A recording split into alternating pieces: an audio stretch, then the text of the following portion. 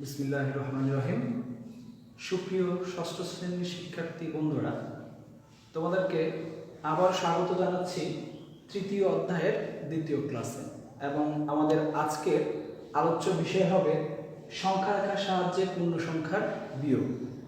আমরা গত ক্লাসে সংখ্যা রেখার সাহায্যে পূর্ণ সংখ্যার যোগ শিখেছি এবং সেক্ষেত্রে দেখেছি যে কোনো একটা সংখ্যার সাথে ধনাত্মক পূর্ণ সংখ্যা যোগ করার অর্থ হচ্ছে ওই অবস্থান থেকে ডানের দিকে সরে যাওয়া, এবং কোনো একটা সংখ্যার সাথে ঋণাত্মক পূর্ণ সংখ্যার যোগের ক্ষেত্রে আমরা দেখেছি যে অবস্থানে আছে সেই অবস্থান থেকে পেছনের দিকে অর্থাৎ বিপরীত দিকে আসা। তো এই এখন আসলে আমরা শেখার চেষ্টা করি যে সংখ্যা রেখার সাহায্যে পূর্ণ সংখ্যার বিয়োগটা কিভাবে করব। তো সেই ক্ষেত্রে আমি কয়েকটা উদাহরণ এখানে লিখে রেখেছি। তার মধ্যে প্রথম যেটা আছে যে সংখ্যা রেখার সাহায্যে বিয়োগ করো 6 মাইনাস প্লাস 2, অর্থাৎ ধনাত্মক পূর্ণ সংখ্যা থেকে ধনাত্মক পূর্ণ সংখ্যার বিয়োগ করতে হবে। তো সেই আগের মতো আমরা মনে করে নিলাম যে তুমি আছো কোথায়, এই জিরোতে আছো।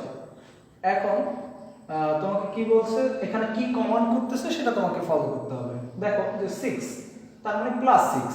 আমি গত ক্লাসেই বলে দিয়েছি যে প্লাস মানে হচ্ছে আমরা সামনের দিকে যাব, আর মাইনাস মানে হচ্ছে আমরা পেছনের দিকে আসব। আর আমরা এটাও বলেছি যে সামনের দিকে বলতে আমরা বুঝবো ধনাত্মক দিকে, এবং পেছনের দিকে বলতে আমরা বুঝবো ঋণাত্মক দিকে।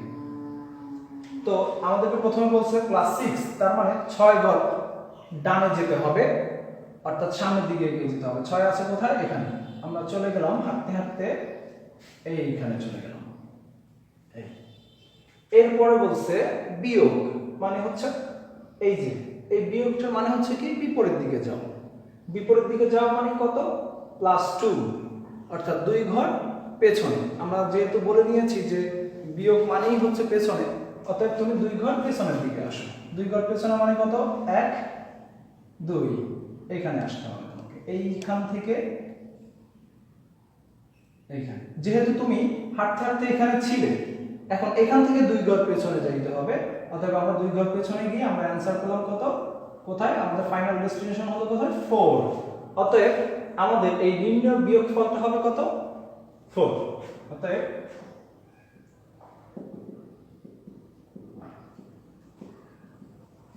বিয়োগফল 4।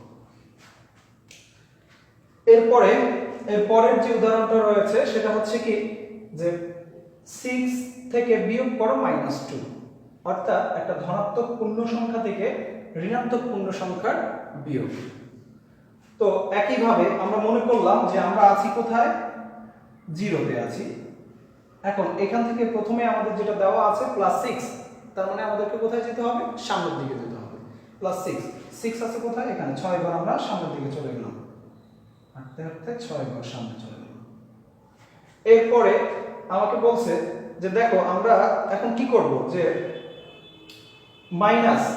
মাইনাস যেহেতু দেওয়া আছে বিপরীত, 2 ঘর বিপরীত দিকে, এখানেও মাইনাস আছে। আমরা কি করব, আমরা কি হাঁটতে হাঁটতে এখান থেকে 2 ঘর পেছনে চলে আসবো, এখানে 1 2, তাহলে আমাদের অ্যানসার হয় কত, 4।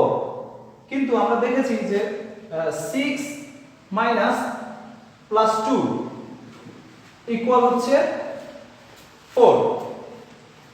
তাহলে এখন যদি এরকম হয় যে 6 মাইনাস 2 ইকুয়াল যদি 4 হয়, তাহলে আসলে এটা যুক্তিযুক্ত না। কিভাবে, দেখো 6 থেকে প্লাস 2 বিয়োগ করলে যদি 4 হয়, 6 থেকে -2 বিয়োগ করলে তো 4 হওয়ার কথা না।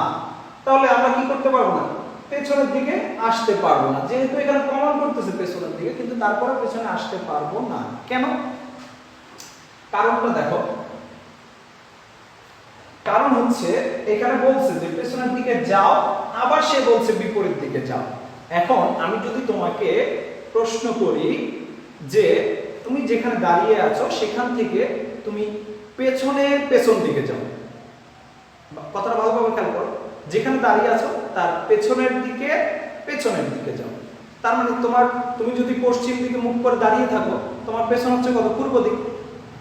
এখন তোমাকে বলা হয়েছে হচ্ছে যে তোমার পেছনে অর্থাৎ পূর্ব দিকের বিপরীত দিকে যাও। পূর্ব দিকের বিপরীত কোনটা? পশ্চিম। তার মানে তোমাকে সামনের দিকেই যেতে হবে। তার মানে এই কথাটার অর্থ হচ্ছে তুমি বিপরীত দিকে যাও, বিপরীত দিকের বিপরীত দিকে যাও।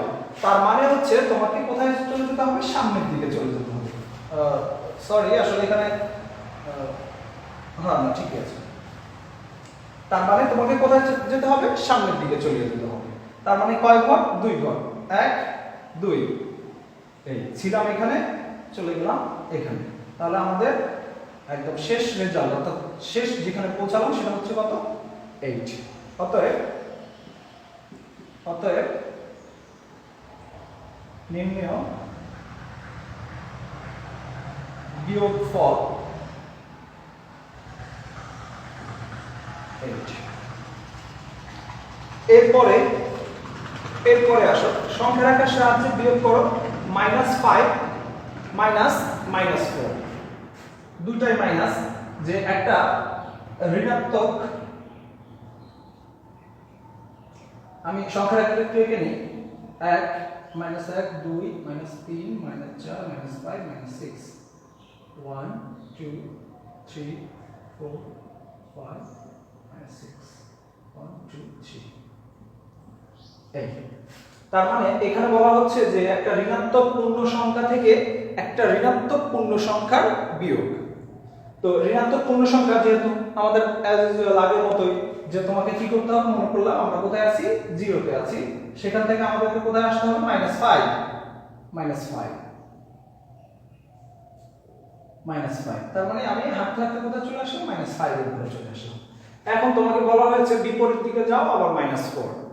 এখন কি করবা? সেই আগের উদাহরণটা যদি ফিরে যাই, একই কথা। যদি আমি তোমাকে বলি যে তোমার পেছনের দিকে যাও, তাহলে তোমাকে কোথায় যেতে হবে? সামনের দিকে।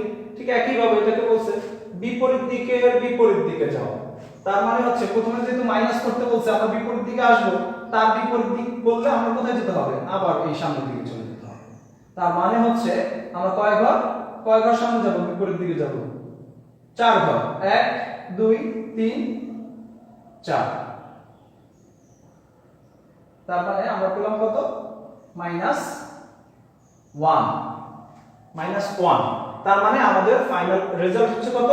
-4। অর্থাৎ একটা ঋণাত্মক পূর্ণ সংখ্যা থেকে ঋণাত্মক পূর্ণ সংখ্যা অর্থাৎ -5 থেকে -4 যদি আমরা বিয়োগ করি, তাহলে আমাদের অ্যানসার দাঁড়ায় কত? -1। অতএব নির্ণেয় বিয়োগফল -1। তো আশা করি সংখ্যা রাখার সাহায্যে পূর্ণ সংখ্যার বিয়োগ এবং যোগ সম্পর্কে তোমাদের মোটামুটি কিছুটা ধারণা দিতে পেরেছি। তারপরেও তোমরা বাসায় একটু প্র্যাকটিস করবে, পড়াশোনা করবে এবং সাবধানে থাকবে, এই কামনায় শেষ করছি। ধন্যবাদ সবাইকে।